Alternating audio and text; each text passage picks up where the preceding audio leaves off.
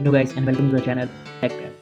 So in today's video I'm going to show you how to activate Hyper-V or virtual machine in Windows 10. So for that, search, go to Control Panel. Here click on Programs and Features.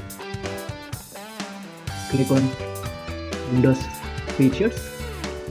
Here find Hyper-V and select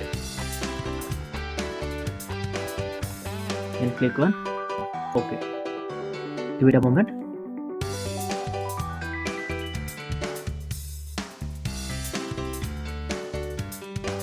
So it will ask you to restart your computer.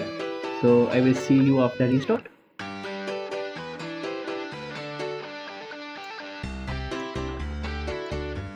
So after restart, go to Start and type Hyper-V.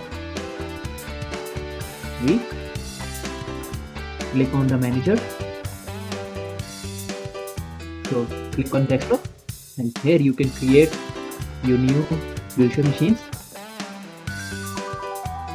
How to create a virtual machine is a topic for another video. So that's all. So guys, if you like the video, then like the video, share your videos, ideas and suggestions in comment, and share it with your friends and family. See you guys in the next video. Till then, take care and goodbye.